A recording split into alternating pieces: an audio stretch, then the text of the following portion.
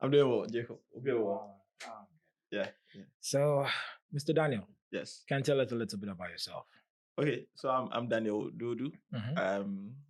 I had my university education at the University of Ghana. I read political science. Yep.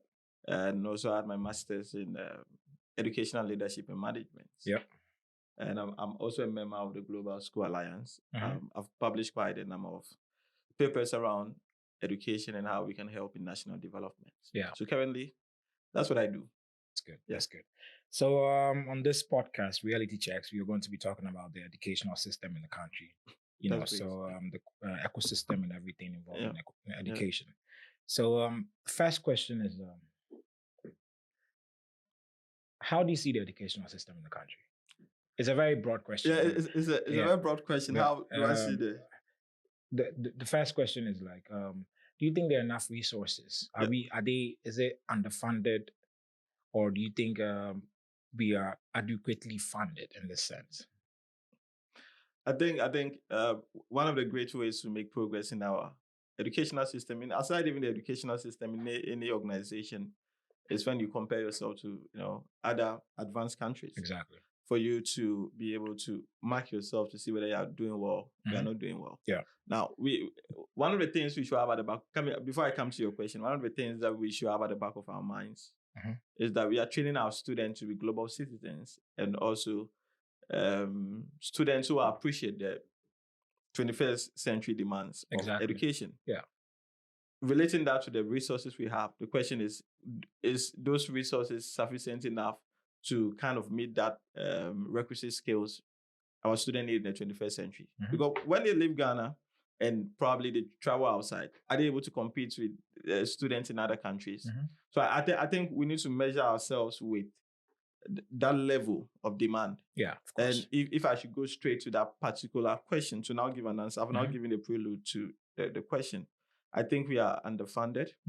I think in terms of resource, we are far behind. Yeah. And we can't afford to delay further. We need to expedite our action to make sure that we are able to meet the level of the international community. Do you think it's a priority, and especially in our government policies and our government expenditure? Do you think it's a priority in that sense? Because in my opinion, I don't really see it.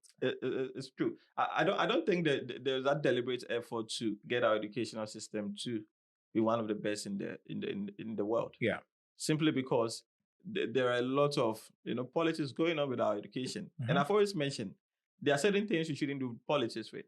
Because as soon as you do politics with them, you are playing with the future of the country. It's really sad how we politicize our educational system. In everything we do, we are talking about this free SHS. We are talking about, I always try to frown on those kind of discussion because I want us to focus on the pertinent issues of how to help our educational system. And I'm very excited you invited me to talk about this topic. Yeah. Because it's a way of contributing to our educational system and introducing a new paradigm shift. Yeah. Because the future belongs to those we educate now. Exactly. Yeah. You made mention of the fact that we are competing with everybody in the world. Yeah. And looking at our educational system is, for limited knowledge I know, it's mostly theoretical. Yeah, very. Compared to the practical side of things, especially if you look at other worlds and everything. We are producing people who are not good in the job market, or who can compete with other people in the world, right? What do you think should change to be able to put ourselves on a certain trajectory that can be able to produce more, let's say, job-worthy people in that sense? It's a very good question. I think we should be very deliberate with our decision when it comes to training. Yeah. Because we have a lot of regurgitation or true and poor in our system, whereby students go out there, they give them lecture notes, they give them resources, and they memorize and they pass exams. If we measure a child's ability to be able to comprehend issues and relate it to intelligence, I think we are not being fair to them. We're not being fair at all. Because at the end of the day, we need to train students with the undertone of skills. Are you training our students to be critical thinkers? Are we training them to be evaluative? Are we training them to synthesize information that has been provided with them? That's what many students do very well. They get a good grade. But when you are communicating, you don't sense that level of critical thinking. Exactly. Simply because we've kept them in the box. whereby we are not allowing them to think. And the boss, interestingly, happens to be the regurgitation of information, because we tell them, look here, this is the way you should learn your definition.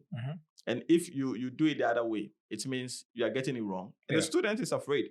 So the student learns that definition that way. And don't forget, education is a form of reconstructing the minds of young ones. Is that okay? So when we reconstruct their minds that way, we are doing a great harm to them. Exactly. So going back around this particular question, it's our responsibility to have a skill-based educational system.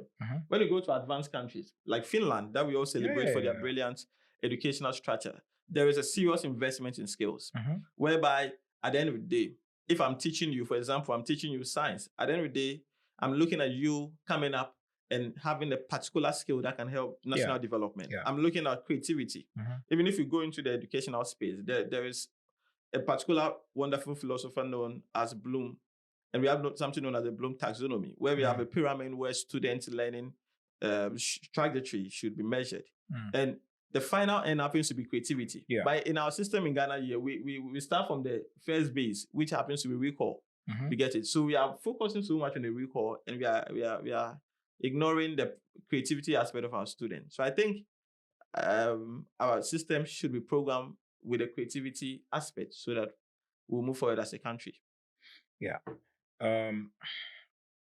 Education starts from, there are levels of education. We have the teachers that, impact the students and everything. So we need to have proper, trained teachers in that sense, right? And looking at the teacher training colleges and other things, are they training the teachers enough? Do we have enough, curriculum for them? That can actually be impactful for the students. Because at the end of the day, those are the people that are responsible for training and bringing up all these young ones out. I think we really need to relook and recalibrate our training college system, because there are a lot of gaps that need to be addressed in there. I've always mentioned that the kind of teachers you turn into the system is directly proportional to the students you turn into the system. Simply because they can't give what they don't have. What they have is what they will give. You get it? So when you give them an information that is not of quality, they also come to the classroom and give students that kind of information, because you can't blame them, because that's the information you provided for them. And one of the things that the government has to be, I'm using the word deliberate, because in our attempts of developing any institution, you need to be deliberate about it. One of the deliberate policies that government has to put in place is to ensure what is known as pedagogical competence on the part of our teachers. Is that okay? When we put them through the mill, the level of rigor we apply their curriculum, it's going to be transferred back to our classroom, which in fact will be help transform our country. Exactly. You get it? So I think our training college has to be programmed in such a way that the system helps teachers to be very competent. Because here lies the case where the teachers who go to the training college are those probably that have been, quote unquote, I don't know how true that is, but yeah, that's the case. People who didn't get admission, and for that matter, they want to get allowance from the government. I don't know how true that is, but if it's true, it's very unfortunate. It's very unfortunate. They find it as instead of a deliberate attempt to go into the educational system, it's more like an escape to go to the educational system, because you didn't get chosen for a certain, exactly. So and clearly, right now, if you go to Finland, I'm using them as a classical case, because, like I said earlier on, you have to have a benchmark to measure yourself. But most of the Scandinavian countries have very, very high. They are very good. I watched a documentary whereby, it was a remote area. The students had to walk miles to go to school. But when they went to school, you could see that the level of technology that was implemented in the educational system, even in that remote area. But what do we find in our country? If a student walks miles to go to school, it's a clear indication that the student is going to sit in the, under the trees, and it's just like dilapidated structures, which wouldn't help in the development of our country. And so I think we have to improve our educational system, and also teacher training colleges. Let's go all the way back to our colonial times and bring it all the way back to now. During the colonial times, the level of or the type of curriculum that were introduced into the country, and now, let's say how many years later now, Has it 67 years. Has it drastically changed? There has been a lot of drastic change. Mm-hmm. There has been a lot of drastic change. Have you spoken lately to those who experience the colonial education? Oh, no. You've not spoken to them. I think you should speak to them. You could sense the quality of education they had. So you're saying that the change is now gone in the negative direction. Is that what you're saying? Yeah, that's my opinion. Okay. And I'll tell you the reason why. Mm-hmm. During their time, they had quality pedagogy. When I talk about pedagogy, I'm talking about teaching and learning. They had discipline. Is that okay? They had a system that knew where the students were going after that particular completion. They were not just producing mass students into the system who don't know where they are going. Exactly. They had a very clear idea of where the students were going. They were learning Latin. Yeah. And to leave it or take it, the foundation of English happens to be Latin. Yeah, so if you want to appreciate the etymology of English, you have to go way back to Latin. Yeah, and here lies the case where many of us in our country speak English. And don't forget, we are all digital migrants in this particular generation. Mm-hmm. Is that okay? Mm-hmm. So our major focus is not to pick a book and read. That's why I'm very happy that you have a rich stock of vocabulary here. Yeah. Because we need to go back to this kind of information. Yeah. Because that is what makes the difference between the colonial system and now. Yeah. Is that okay? Because in the colonial system, you see our great-grandfathers reading books over books. And when they speak, you could see the quality of thinking. Yeah. But we are now screen ambassadors. You get to spend a lot of recreational screen time, and it's not helping our thinking. So there's a vast difference. And I would like to even touch some nerves. We even have politicians who are now even not prescribing to the schools they claim they are building for our country. Of course. And they are sending their children to outside, and even in Ghana, the Cambridge educational system. You know why? Because the Cambridge educational system is doing the system that we run away from. The system that they said is better for us. That's what it is. You get it? So they are now doing the O level, they are doing the A level. Yeah, I was even about to mention that. Like they have their children over there. We used to do that back in the day, right? And we stopped that system. Yeah. And we can clearly tell the drop in quality of education. Drop in quality of education. You get it? Yeah. And they have their awards in that system. You get it? Of course. So the awards are enjoying the British education, and we are enjoying the so-called Ghanaian education, which is not helping. Let's compare the two. This is where you come in, where you compare the two. The Cambridge system and the Ghanaian system. Let me put it that way. Yeah. I think there's a sharp contrast. Leave it or take it. There's a sharp contrast. Yeah. The Cambridge system is building on skills. Yeah. Is that okay? The Cambridge system is producing students who become global citizens and become internationally minded. Yeah. You get it? Our Ghanaian system is not doing that. We are producing locally made champions who probably cannot even solve local challenges. Forgive me for saying that. But say your please, bro. You know, those are the facts that we need to accept as Ghanaians. And if we should be able to move our educational system to a different level, we shouldn't be sentimental. We should be hard on ourselves. Of course. That's when we need a technocrat to come in and take politics out. Yeah. Because the reason why many people cannot, the reason why many people cannot say the hard things is because people have to present their political parties in a good light. Yeah. At the expense of what? Bad education. Exactly. And I think it's high time, and I'm very happy with your program, the reality check, for us to speak about national issues, for us to open up, because the future belongs to us.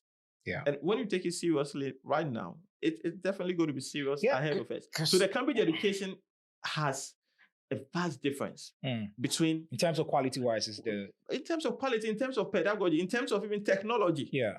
You get it? We always talk about technology, how we can incorporate technology, because the world is now ruled by technology. Of course. When you go to our educational system, recently I heard people being provided with laptops. It's not about provision of laptops.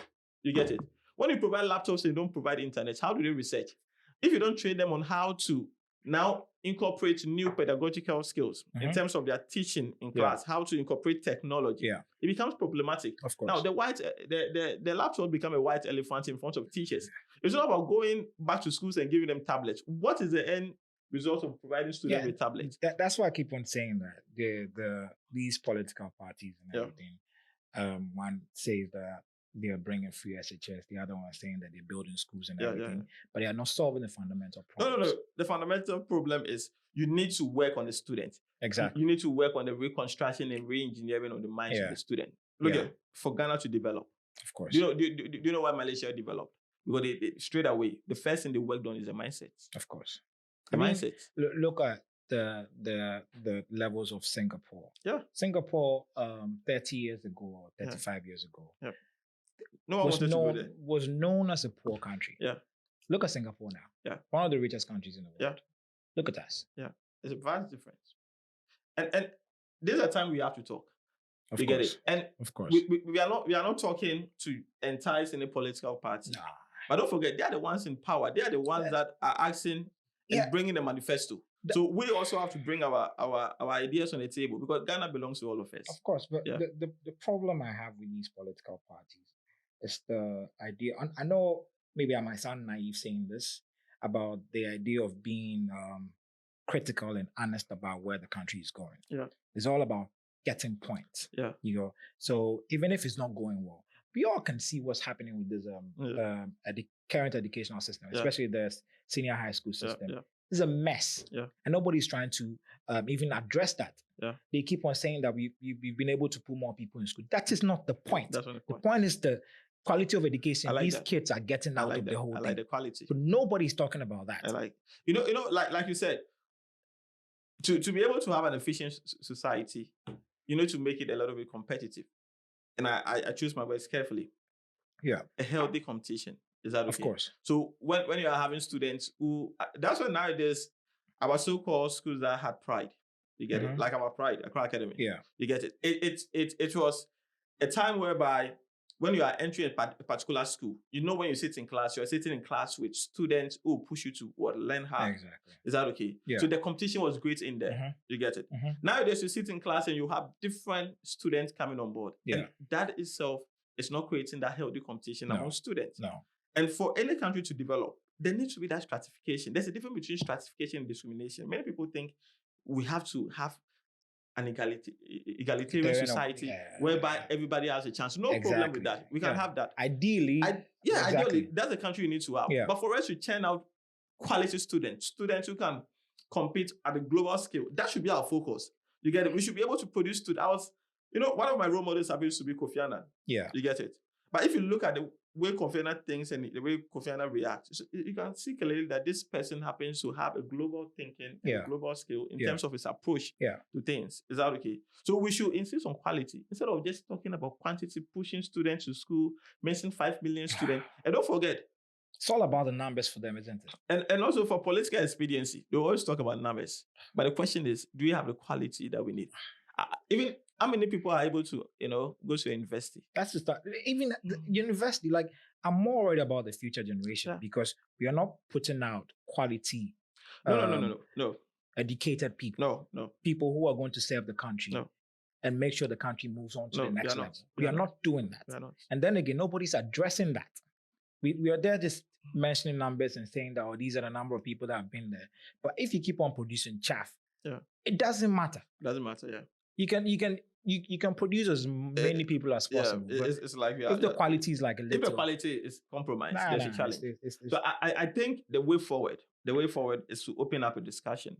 Of course, open up a discussion in any developed country. I told you we should have a comparative analysis so that I have a better opinion on the discussion. Yeah, any country that wants to develop opens itself up for a review. Is that okay? Yeah. Sometimes it's a little bit scary to open yourself up for people to provide you a review. But the way forward is to have our politicians sit back and hand over the evaluation to the technocrats to give us a very honest answer. Is that okay? Yeah. So that the politicians will pick it up and try to implement. Because when they get involved in the evaluation process, they have an interest. And for that matter, of course, the final evaluation will be colored. You get it? I think we need to work around that. I think the education system... because it's becoming problematic. The way you are changing... You speak to people who have completed 3 years teachers and you are surprised at the way they communicate. Exactly. I'm so surprised. I'm worried about the system. We are wondering what is happening over there. And we have an instance where many of them don't even have teachers in their classroom. No. You get it? Teachers in their classroom. The teachers are not well prepared to even help the students. And I don't think there was any... It's a good initiative. I think we can make it better. It was a good... But the planning was so poor. Yeah. And it was so short-sighted that you didn't even think about what you're doing in terms of impacting the... It was like, okay, 3 years, let me use that for votes. Now you did that. You didn't even plan. You just like, let me implement it. Nothing happened, and look at what's happening now. And nobody's talking about it. And the sad part about this is the fact that they're going to feel the effects with the next generation coming in. We know that these are the people who are going to be running the country in quotes. And anyway, but the next question is looking at clearly our education system is run by the Ministry of Education, right? Yeah. And how do you see that ministry? That's the funny. How do you see that ministry? Is it doing what it's supposed to do, in your opinion, in terms of making sure that we have the type of resources, number one, the quality of education, number two, the accountability, and all these things? Are they doing that? Or is it because it's so politicized to a point that it is more like agenda based than actually like what do you call it, quality and resource based what's it called, outcomes in that sense? Yeah. Frankly, I must say, I think the Ministry of Education is overwhelmed with the demands of our educational system vis-a-vis the demands of the international space. Overwhelmed, I wouldn't give them that type of like, I don't think it's a lack of system. You get me? Because there are so many countries, like look at the United States, right? How many people are there in the I get you, but do you know what makes an institution overwhelmed? What makes it when a system is not programmed? Exactly. The system. And that is where I'm going. Now, the system is not programmed in such a way that they become overwhelmed. And if you become overwhelmed, you will not be able to produce the necessary results. Why is it overwhelmed? It's overwhelmed because, like I said, the system is choked. You get it? They should have a vision. They should have a strategy. A long-term plan. A long-term plan, which happens to be the problem. You know, if we should invite them right now, they should be able to tell us in the next 10 years, this is what we see our educational system looking like. Is that okay? Can they come out boldly and tell us that in the next 10 years, this is what we see our educational system looking like? Don't forget, the chief executive officer of GES is a political appointment. And this is a problem. There's no meritocracy in that. No, there's no meritocracy. It's a colored-based institution whereby they appoint them, and for that matter, whatever your party says is what you have to come and pursue. So if we should be able to have a very effective Ministry of Education, we need to divorce politics from the Ministry of... Exactly. There are some ministries in Ghana that we have to divorce the political aspect. The justice. The Ministry of Education. Yes. Okay. Even the finance, we should divorce it. A bit. You get it? Because it's very tricky in that sense. Very tricky. You get it? It's something that when we do that, we're not going to have technocrats running the system. Yeah. And I come back to even the Cambridge system. Let me tell you, the reason why those kind of Cambridge systems are doing well is simply because it's private-based management. Yeah. They're autonomous in their decisions. Yeah. There's no external influence. You get, and they're churning out this kind of quality programs for us, which a certain class of people are not subscribing to. I can tell a lot of Ghanaians are actually buying into a lot of Ghanaians are buying, even free SHS, those who have good money. They are moving their kids. They're moving their kids to those kind of Cambridge educational systems. Yeah. So for me, I think the Ministry of Education is overwhelmed. Yeah, the GES itself is overwhelmed. With that explanation, I agree. The system is not working. Yeah, it's a sad thing. It's really a sad thing. And one of the things I noticed about the educational system in the country is the lack of confidence it gives our students compared to the. It's true. You pick one person from, let's say, a Cambridge system, and our educational system. Yeah.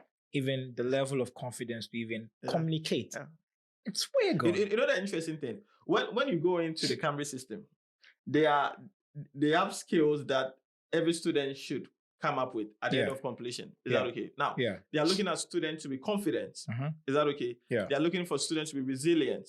They are looking for students to be all-rounded. Yeah. Is that okay? They are looking for students to also provide solutions to problem solvers. Is that okay?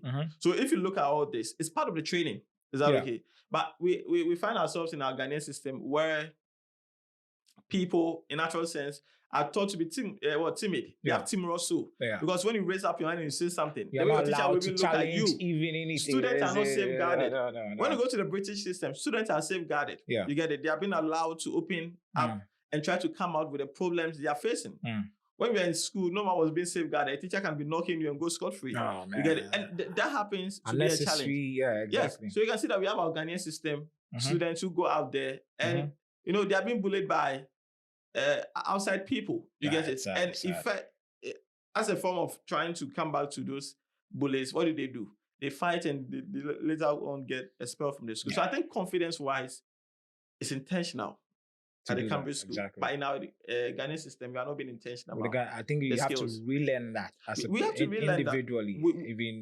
A lot of things are there in our system that we have to unlearn. Yeah, most of the things I know I had to unlearn from we have to unlearn because exactly. we are all learning every single day. Yeah. Is that okay? Yeah, exactly. So in terms of comparing attitude, skills, I think the Cambridge system is more confident than a Ghanaian student when we compare both. Let's talk about the infrastructural challenges we face in this country, right?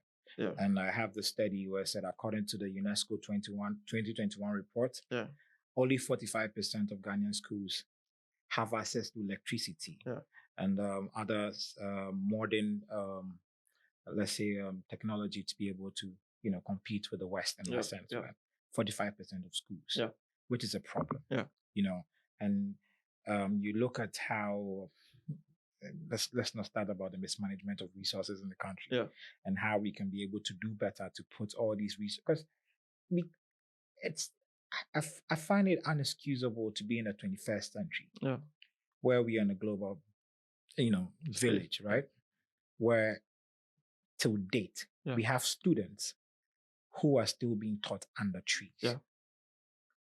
You get me? And it's not just in one place. It's if you go outside Accra, just move around, you see a lot of students don't even have pointers. It's not acceptable. Simply. The infrastructure, what's it called? Amenities we have for students or for schools are not there yet. Yeah. Which, like, man, it's a very sad thing. It's a sad thing. It's a sad thing because we rediverting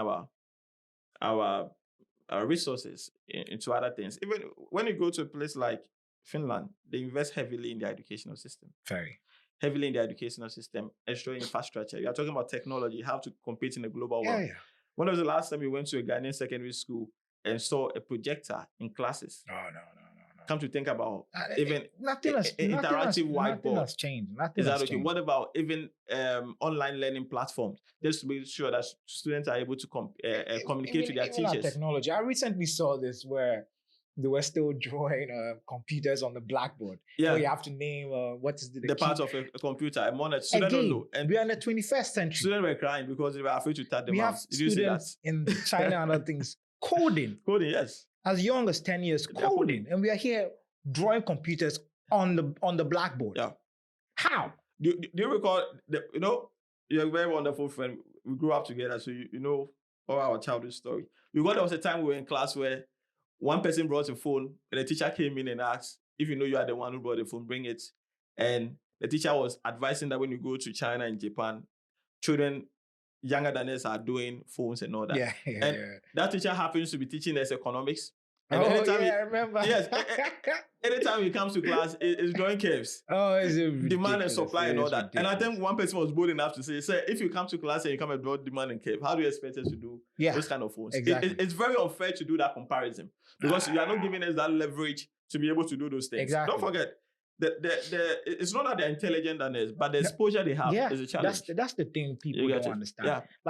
We end up producing inferiority complex people. It's true. It's true. Because when you see when you compare them, it's a very thing. And the sad part is we are not realizing that investing in education is investing in our future. That's all. Because those are the people that are going to run the country. That's the end game. And we are failing to see that it has to be one of the top priorities we have in the country. It should. We don't have that. We don't have that. Because at the end of the day, if you don't train your student very well, right? What future are you creating?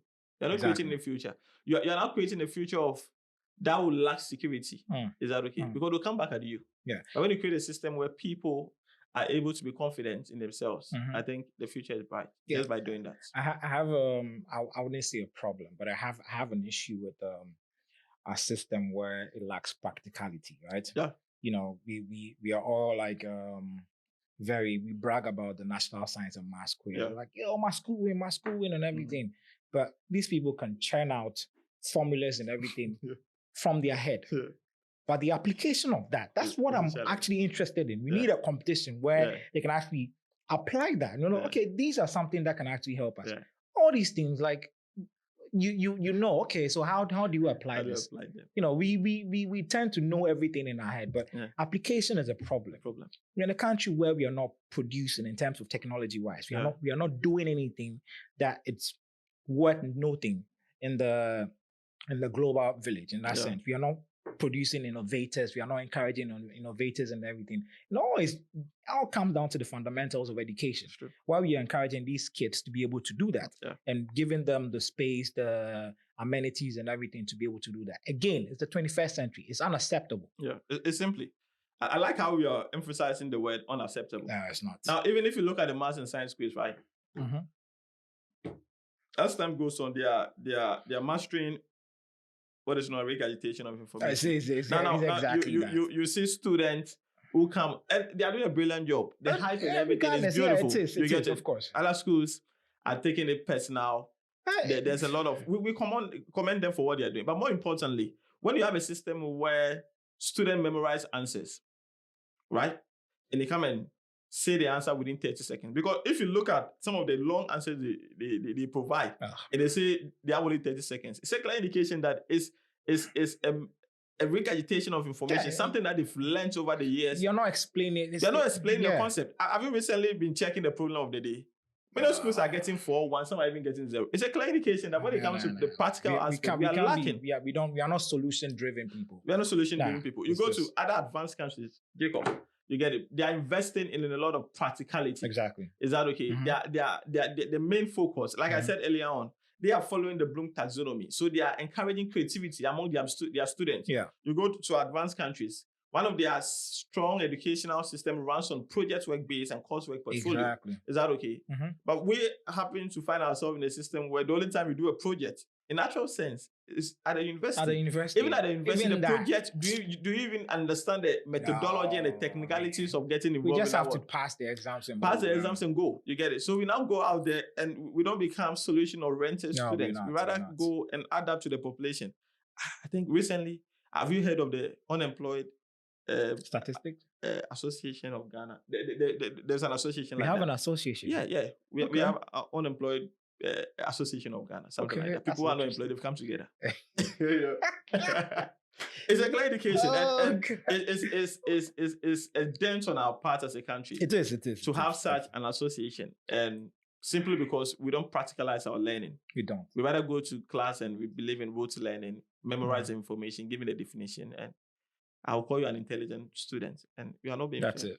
We are not producing like innovators, thinkers, and everything. And before we even go on, I recommend this book to our listeners if they can find it. Emotional Intelligence by Daniel Coleman. A beautiful book that talks about the different learning style of students. Is that okay? Yeah. You should appreciate all kinds of students. Yeah. We have kinesthetic students, we have audiovisual, we have tactile students. Exactly. All these are kinds of students that you have to deal with in the class. Exactly. And you have to appreciate their skills, their style of learning. I think we should recommend it to the teachers. We need to recommend that because we need to recommend differentiation in classes. Yeah. I don't recall when we were in school, did we ever sit in groups to differentiate for teachers who have one-on-one with us? No. We have what is known as a wholesale form of education. So when a student is not doing well, you get it. The students wouldn't do well from Form 1 to Form 4 simply because you, the teacher, you've tagged in your mind that this student doesn't do well. So even if you are marking and you say that XXW doesn't do well, do you know what happens? Straight away, you feel the person in your mind already. I've been thinking about it, where students don't further their education based on these annual assessments, right? Yeah. Let's say you write your WASI, you write your BEC and everything. And the lack of differentiation, as he said, right, doesn't allow people to grow. Because certain people have certain ways of learning and we are all different, reading and all that in that sense. So this even brings us to the student assessment and evaluation, right? In that sense. So we're talking about the traditional exams and the diverse. What would you say about that in that? I think our traditional exams in Ghana focuses on just recollection. So true and poor. You get it. Here lies the case where you are learning history and they tell you to provide the date Dr. Kwame Nkrumah died. Well, it's good to know, but is it relevant in your life? You get it? Because the information is out there for you to learn. It doesn't in any way build any form of growth in your mindset. And it has to be, according to the times. Yeah. Like, in terms of the practical ones, you need to have things. Our job or the job of as educators and, is supposed to equip the students or the people so they can survive in this current climate. Yeah, that's all. That's what we're supposed to be doing. That's all. So everything has to be, intentional and very deliberate to make sure that they are getting what they need to survive in this world. And interestingly, when you go to advanced countries, they are producing what is known as culturally relevant pedagogy, and which we are not doing in Ghana yet. We are not. Is that okay? No. We are running, and sometimes we can also fault the government because we churn out teachers who don't want to research. I'll fault them. I don't care. I'm faulting them because now it is your responsibility. We put you in power for you to be able to have the foresight to see this and rectify the problems. So if you're not doing that, who else are we going to blame? It's a fair case, but the government cannot be in the classroom 24/7. No, don't get me wrong. They are not. But then again, you have supervisors, and you're supposed to supervise these things. Yeah. We already have all these annual things. I'm clearly know they have annual records and everything. Yeah. Where you can tell that, okay, what's going on? What kind of students are we churning out and everything? You look at this, we need to be able to put them in a certain trajectory, right? This is where foresight comes in, long-term vision comes in. Yeah. What are we doing? So we start from intentional, like from the crutch level all the way to that. And I even have a system where I think I want to go back to, my school and start doing an intentional thing. You pick some few students, right? And make sure that, okay, you are putting them on the right trajectory. Yeah. And make sure you build them up to become like useful citizens, right? Yeah. Make sure they are into tech, into whatever they are. Make sure they're actually doing something practical, not what we are teaching them. Yeah. You get me? Because at the end of the day, Charlie, these things, where do you go? It's not helping us. That's what I'm saying, that our examination system, our assessment system should be skill-based. Is that okay? It should be. When students are writing answers, it shouldn't be an opportunity for them to pour down what they've memorized, but rather we should provide a problem-based question, right? Where students now provide a solution. Is that okay? Yeah. And that's what brings about what is known as producing students who are going to have a panoramic perspective on issues. Yeah. Is that okay? Whereby they are able to have a 360 opinion, where they are able to evaluate effectively, where they are able to think deep into issues. And these are the people that we want to churn out. Not people that will tell the definition of Archimedes, who died how many years ago. You get it? Not people who will be talking about science principles by Newton, who died how many years ago. What is their own principle they are bringing on board? You get it? But there's a place for classical adequate definitions, but we should also encourage the gaps in the classical definitions. And that is when critical thinking comes to board. You question all these things. Yeah, they should be able to question. That's the essence of learning. Exactly. You should be able to question what you are learning. Yeah. So all these things said and done, right? Yeah. What are the practical solutions?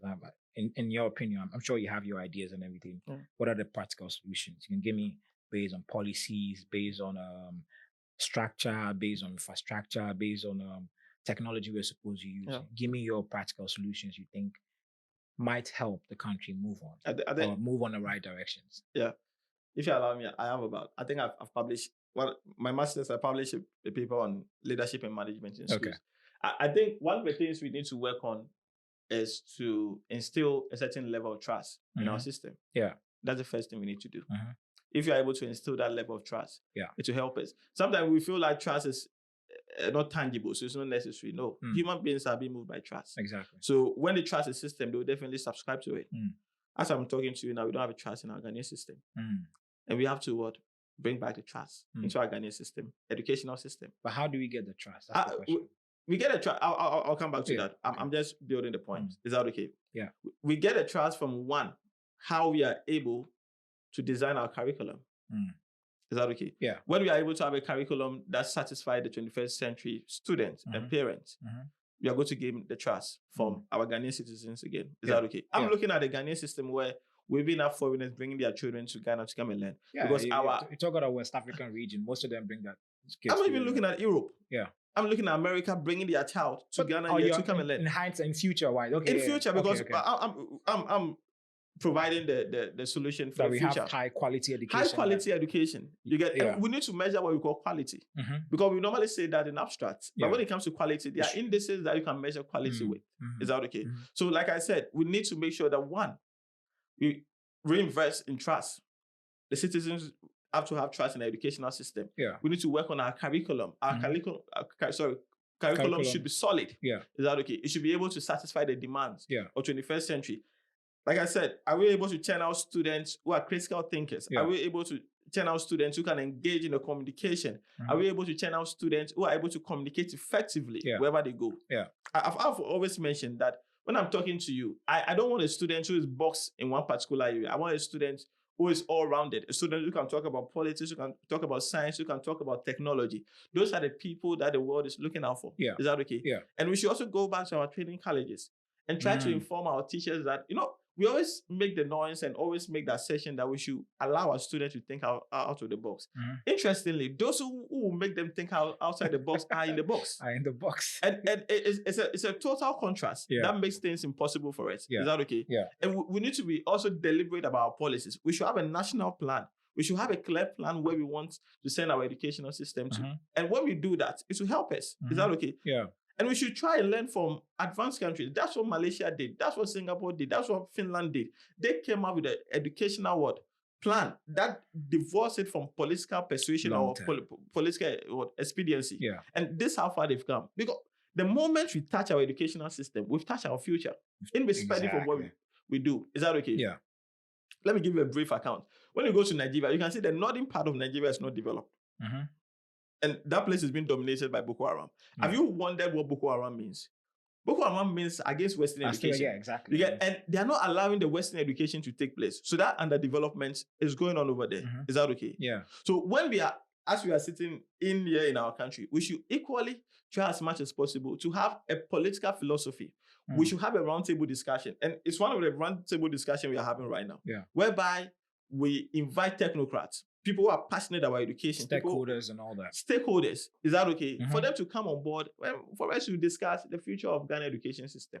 And let me tell you, Jacob, we can do it and turn out students that in the next 10 years we'll be proud of, devoid of free education, devoid of whether when this party comes, we'll cancel it or not. The system should work. When the system works, whoever comes into power has no option but to flow with the system. That I agree.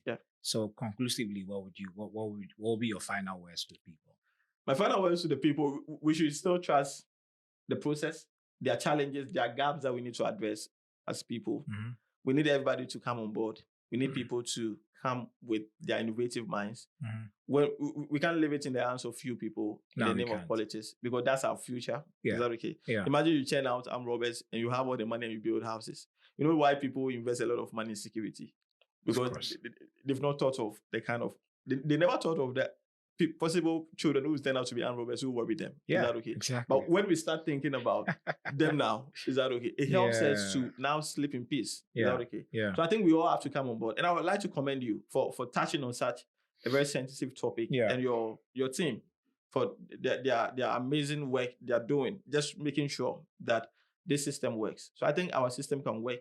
We can have a benchmark. There'll be more publications of papers will be available for any form of discussion, just to make sure that in future, Jacob, myself, and the whole Ghanaian population will see our children and will be proud of them. So there's hope for the future. There's always hope, as long as we have life. All right. Thank you very much. You're welcome. Okay. Thank you very much, Jacob. All right. Thank you. Okay.